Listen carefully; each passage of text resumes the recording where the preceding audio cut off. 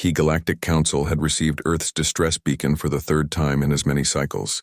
Ambassador Zixtal of the Hegemony barely glanced at the crimson alert flashing across his neural interface before dismissing it with a thought. The primitive species from the third planet of Sol system was experiencing another planetary crisis. Something about massive solar flares threatening their electromagnetic infrastructure. Pathetic, Zixtal muttered, his four eyes rolling in synchronized disgust. These humans cry for help every few rotations. First it was climate change, then asteroid threats, now solar storms. Perhaps if they advanced beyond their crude chemical rockets, they could solve their own problems. The other council members shared his sentiment. The Vorthak delegate chittered in agreement, while the crystalline Nexari simply pulsed with dismissive blue light. Humanity had been trying to join the galactic community for 50 Earth years, but their technology remained laughably primitive. They couldn't even achieve faster-than-light travel. Motion to ignore the distress beacon, Zixtal announced. All in favor?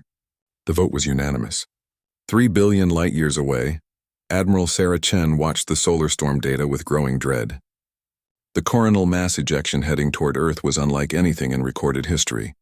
Powerful enough to fry every satellite, destroy power grids, and send civilization back to the Stone Age. Without galactic assistance, Earth had perhaps 6 days before the electromagnetic apocalypse arrived. Ma'am, Lieutenant Commander Torres approached with a grim expression. No response from the Galactic Council. The beacon's been broadcasting for 72 hours. Chen's jaw tightened. Humanity had played by the galaxy's rules for decades, always asking politely, always deferring to species that considered them barely sentient.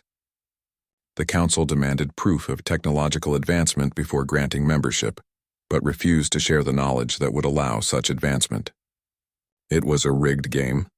How's Project Longshot progressing? Chen asked quietly. Torres hesitated.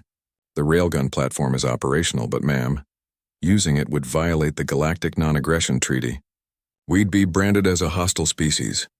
Chen stared at the tactical display showing Earth's first and only orbital railgun, a massive electromagnetic launcher capable of accelerating projectiles to 15% of light speed. Officially, it was designed for asteroid deflection. Unofficially, its targeting system could reach any point in the local galactic arm. Lieutenant Commander, what's the range to the Hegemony's border station? 14 light-years, ma'am. Well within the platform's effective range. Chen made her decision. If the galaxy wanted to see what humans were capable of when pushed to the brink, she'd give them a demonstration they'd never forget. 6 days later, as Earth's magnetic field began deflecting the massive solar storm through a hastily constructed network of ground-based electromagnetic generators, technology humanity had developed in desperate secrecy, the Hegemony border station disappeared. Not destroyed, not damaged, simply gone.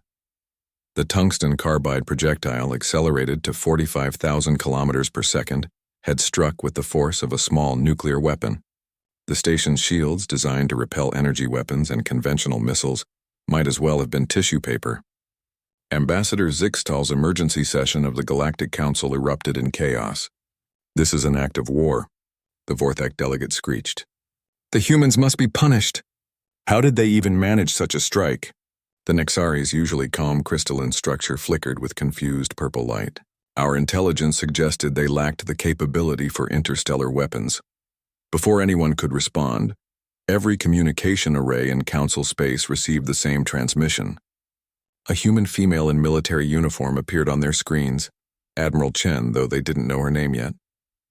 Members of the Galactic Council, she began, her voice carrying the weight of a species pushed too far. For 50 years, humanity has requested membership in your community. For 50 years, you've dismissed us as primitive and unworthy. 3 times in recent months, we've sent distress beacons requesting assistance with existential threats to our world. 3 times you've ignored us. Zixtal's 4 eyes widened as he realized the implications. We solved our crisis without you, Chen continued. The solar storm that would have ended human civilization has been neutralized through technology you didn't think we possessed. And the Hegemony border station that just vanished? Consider that a demonstration. The Admiral's expression hardened. Humanity officially withdraws its application for Galactic Council membership. We're not interested in joining a community that values politics over compassion, bureaucracy over assistance to those in need. You want to see technological advancement? Chen smiled coldly. Earth's first railgun platform is online. Our second will be operational within the month. By year's end, we'll have 12 such installations, each capable of delivering kinetic strikes anywhere in this galactic arm. The council chamber fell silent. We're not interested in conquest, Chen clarified. But we're also not interested in being ignored. Any species that needs help, truly needs help, can contact Earth directly. We'll respond to every distress beacon, investigate every crisis, and offer aid wherever possible. Not because it's politically expedient, but because it's right.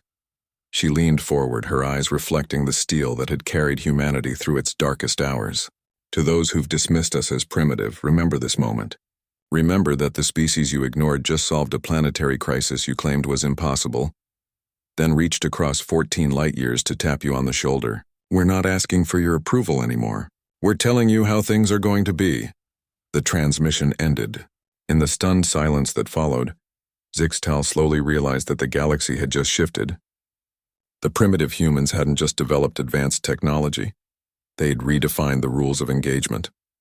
And judging by the emergency alerts flooding in from across council space, humanity's message was being received loud and clear. The age of human deference was over.